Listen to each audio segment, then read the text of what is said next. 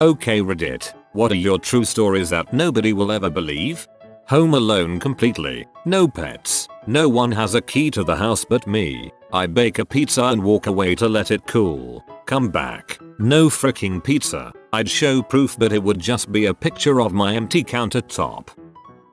Me and my dad drove our rental car in neutral with no gas from the top of the volcano in Maui into a gas station in Kahului, hitting every single green light there was and never having to stop once. LOL, I've heard of people doing this who aren't out of gas just to save $, or for fun.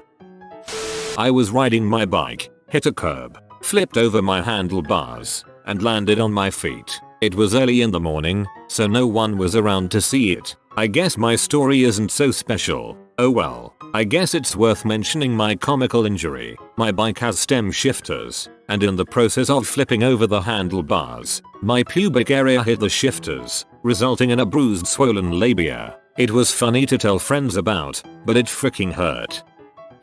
At school, years ago, I drop-kicked a thick-cut chip French fry into the air and thought nothing of it. Seconds later a scream and applause erupted from about 15 yards away as the chip had flew through the air and landed inside someone's Coke bottle whilst they were walking with it. Very few people believe my story about the drunk guy in a McDonald's parking lot, but I'll tell it anyways. My friends and I went to McDonald's around closing time to get some late night food. The restaurant was already closed, but the drive-thru was still open. When we got there was a drunk, possibly mentally troubled, man pulling on the doors, trying to get in. We told him the restaurant part was closed, but that we could get him some food from the drive-thru if he gave us money. He gave us a few dollars and ordered a large fries. We returned with his food. After we gave it to him, he yelled that they were too salted, pulled out his dong, and began trying to bat fries at our car with it. He batted fries at our car with his freaking dong. We sped away into the night, forever changed by the incident. I believe you only because that story is hilarious. True fish story. I was amateur fishing with my dad on Edgertown Dock on Martha's Vineyard. I notice that I have a fish hook, so I start to reel it in. Suddenly a freaking cormorant, swimming bird, swims up and snags that little bee. So now I'm in a freaking tug of war over a fish's life with a goddamn bird. And I was like 11 at the time. I won the tug of war, then tossed the fish back into the gaping jaws of the bird. I am gracious in my victories. Should have deep fried that bird along with the fish. My girlfriend and I were exiting a movie one summer night and I saw a black guy in some fantastic freaking attire with the little white girl who was dressed a little less. So, while we're walking by, this guy's hat blows off his head and he just turns around and ignores it. I chase after the hat for the heck of it, I guess. I bring the hat back to him and say, "Here you go, man." He takes the hat and thanks me, and going into a handshake he says, "Buy your girl something nice," and puts something in my hand. I walk away kind of freaked out and look at the paper in my hand. Freaking $100 bill. I know that dude was a total freaking pimp. TLDR. Caught a pimp's hat in the wind. Got $100. Someone should write a song. Pimp's Hat in the Wind.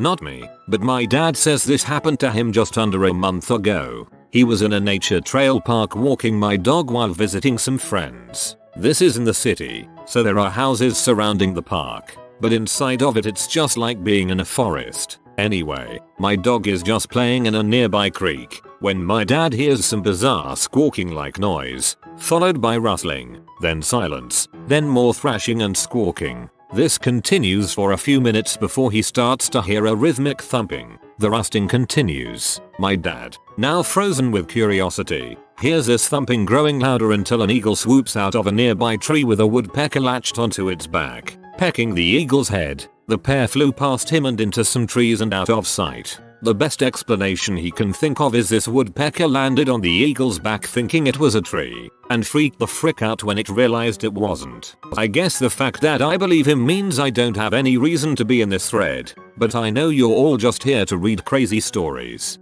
This story is impeccable.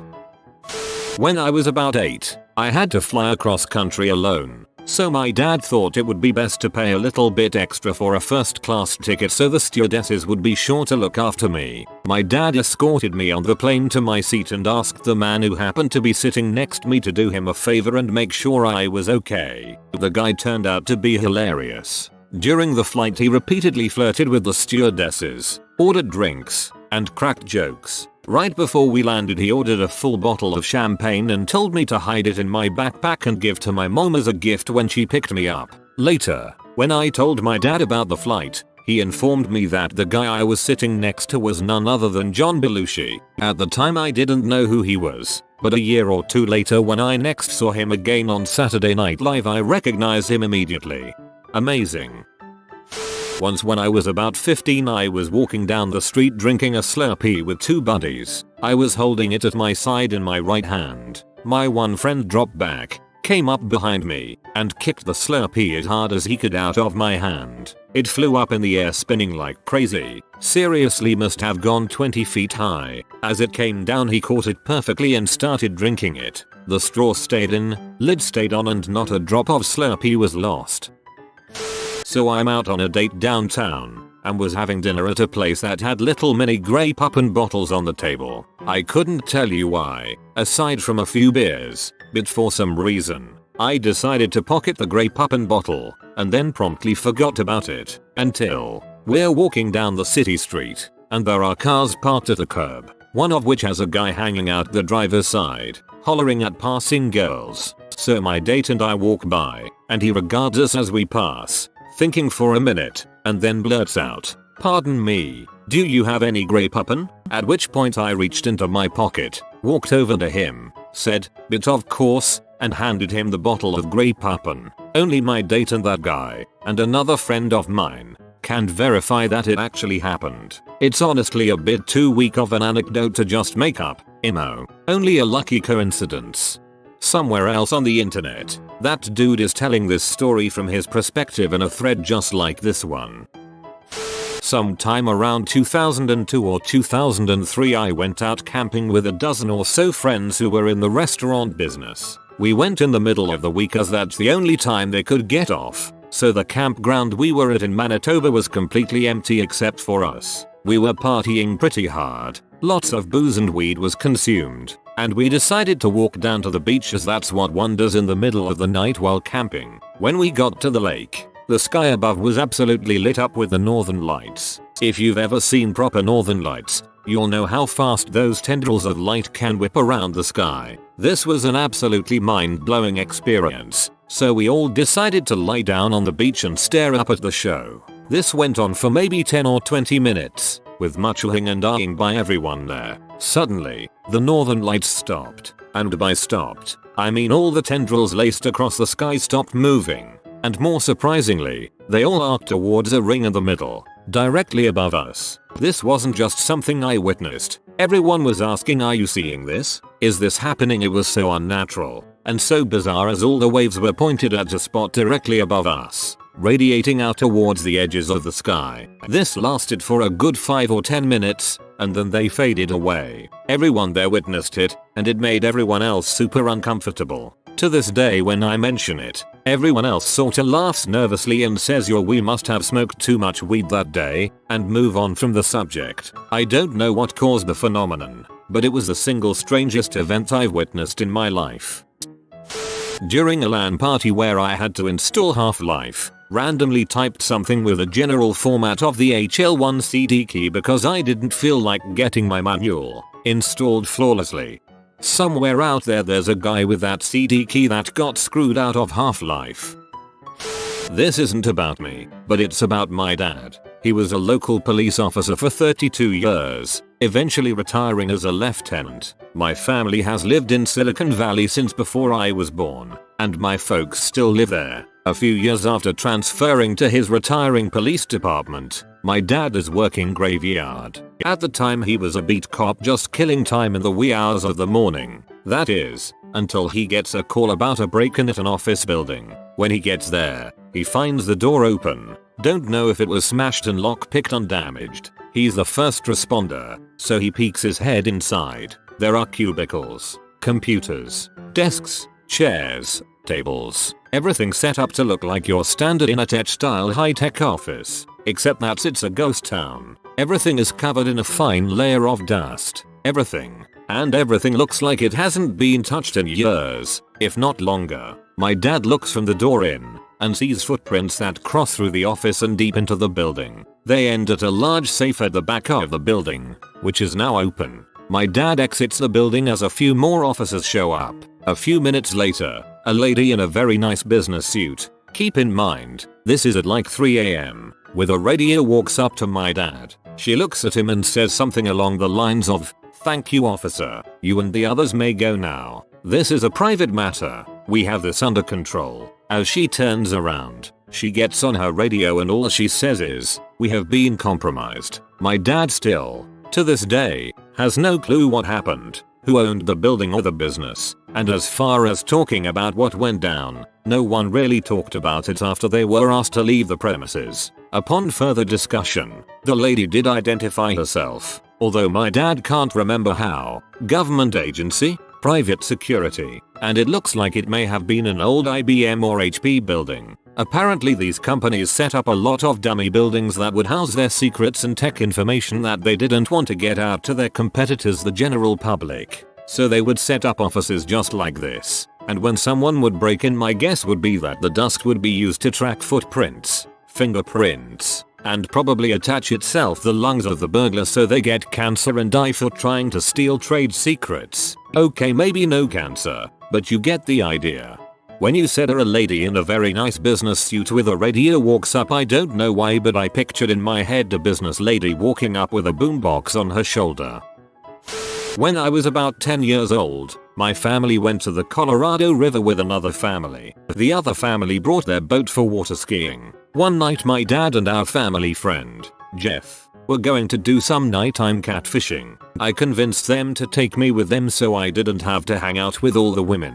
Since this was the mid-80s, my dad and Jeff were getting pretty tipsy while they fished. Around midnight one of the lines just starts reeling out. The reel is screaming when my dad picks it up and goes to set the hook. Once the hook is set, my dad starts fighting this fish. After about 30-45 minutes, the fish appears to be tiring. Jeff starts maneuvering the boat to help my dad land this fish. This where the story gets weird. Just as my dad gets the fish about 20 feet from the boat, the fish takes off again. It runs the line all the way down to the reel. My dad had anticipated catching large catfish and was using his deep sea gear. We then realize the fish is pulling the boat backwards. Not at a rapid pace, but still backwards. Jeff gives the boat a little more throttle and the fish fights more and we're in a stalemate tug of war. Finally we hear Jeff say that the boat is full throttle and fish starts pulling us backward again. After about 5 minutes of this, my dad cast the line and we limped the boat,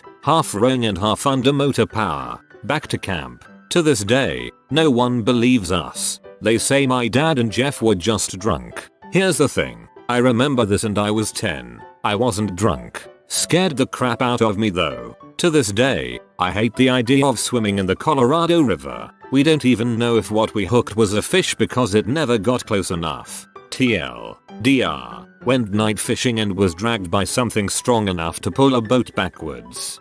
This horrifies me. When I was younger, within the span of 1 week, I partied with the band Dokken and puked on Don Dokken, and then had spaghetti dinner with Ronnie James Dio and his wife. Upvote for Dio, who is not dead, but was instead summoned to an ancient realm to quell a dragon uprising.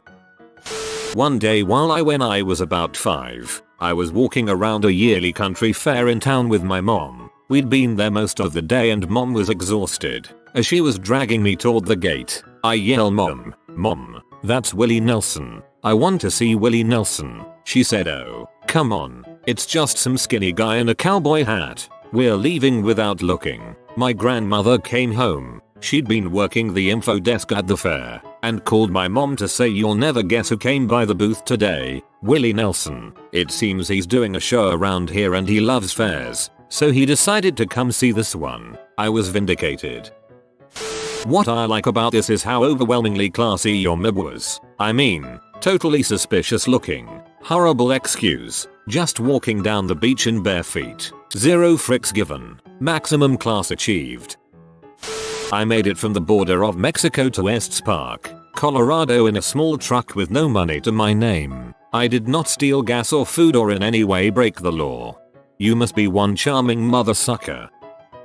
I lost the same baby tooth twice before the normal one grew. Plus I grew an extra bone in my jaw when I was about 30. I still have it because I'm too lazy to get the surgery to get it removed. Doctor says I should be in a book.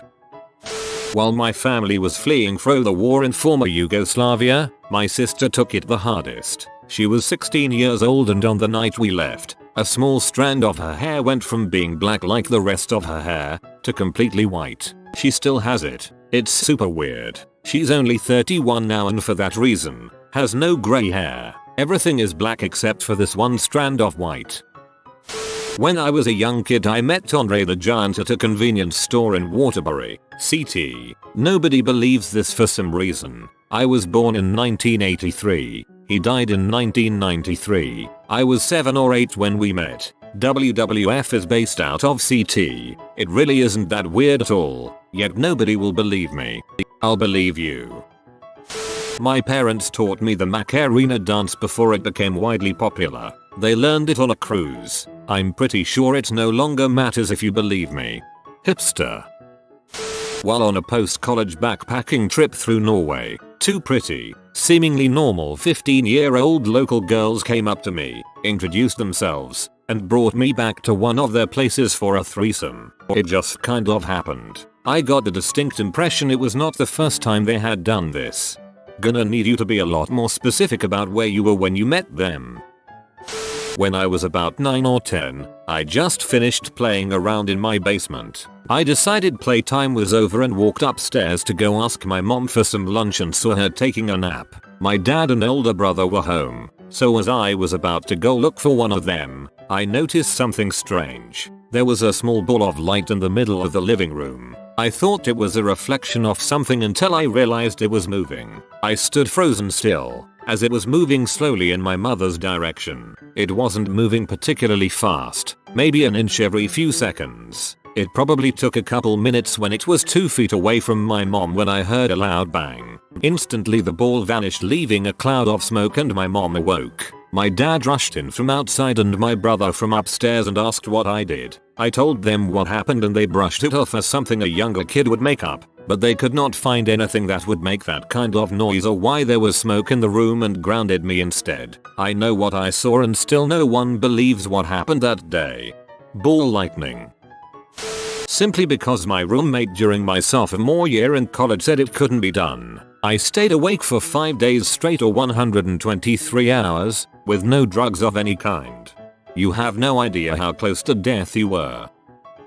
I carded Bill Murray at a movie theater because of a company policy regarding credit cards. Due to the glare on the box office window, I didn't know it was him. So when I carded him he was like, hey, am I not old enough to see an R-rated movie actually? Most people believe this story because everyone who works in the service industry in Charleston has served him or Colbert, or any one of dozens of famous people who vacationed them. When you said nobody will ever believe, I assumed you meant about Bill Murray.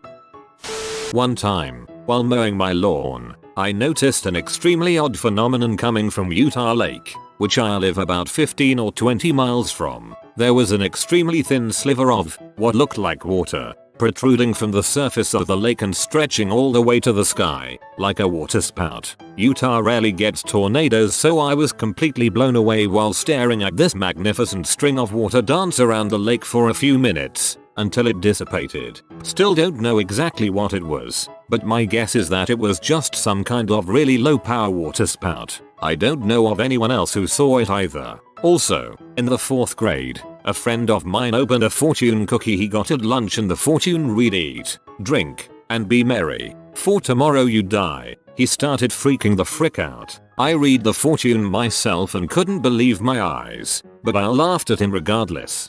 I hope you know that your friend's fortune is actually a combination of 2 Bible verses, Ecclesiastes 8:15 and Isaiah 22:13. It's been a saying for a couple thousand years, nothing to freak out about. I saw Fabio in Lake Arrowhead, CA coming out of Subway. The amazing part was that when he got into his Viper and sped away, His hair was still blowing in the wind despite his windows being up. These are supposed to be stories that nobody would ever believe. Me and my twin brother, 17 at the time, were walking home from the school bus stop one day. At one point, he tells me to look up at the sky to the right of us. I look up, and there, floating silently, is a black object probably 100 meters upwards. It's just sitting there, emitting a thin wisp of greyish smoke. As far as I know, there isn't any aircraft that can stay still whilst emitting smoke and being completely silent, as there was absolutely no wind blowing at the time. We were both stunned when the clouds started to creep closer to the object. By the time we reached home, both staring at the object the whole way, the clouds had completely surrounded and hidden the object. It seems surreal at the time now. I want to believe. I was in the middle of a group fricking session in college with 3 girls and 3 guys. We were in my bed, and one of the girls accidentally let some poop out on my bed, enough to where it was clearly visible on the sheets and even some on her leg. She tried to play it off like nothing happened, but the other 5 of us all noticed immediately, and quietly put our clothes back on and left the room. I burned the sheets later that night. You fricked the crap out of her.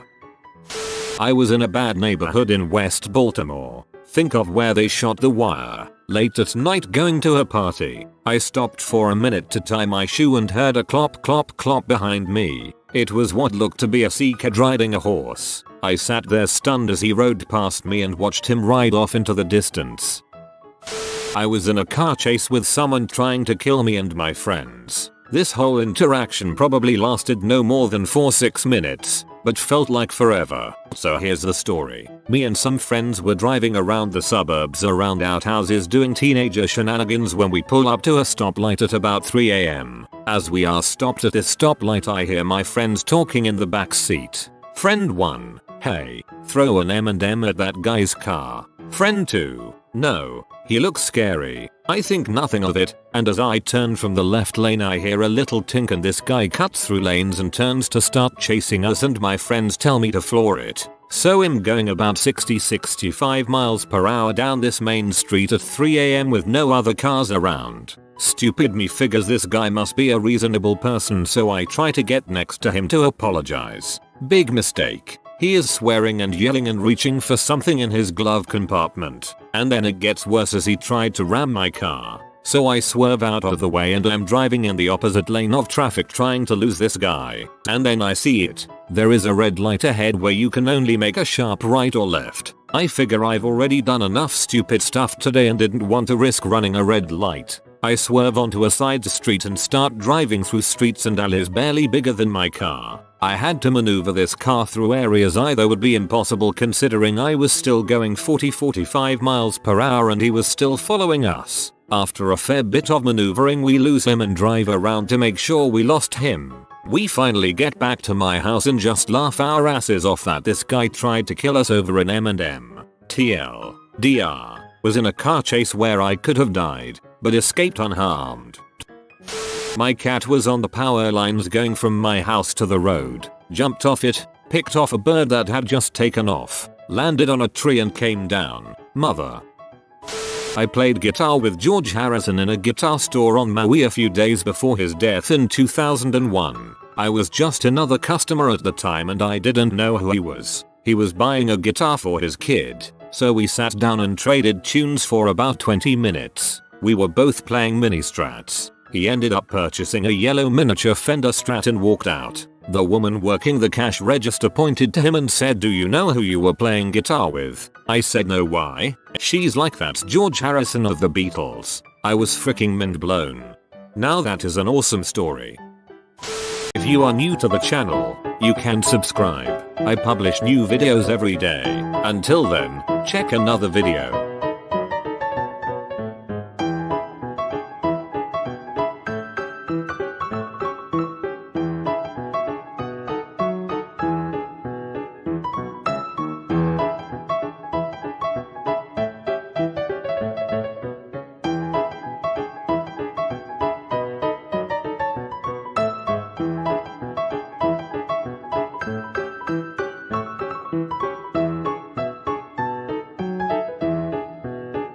Bye for now.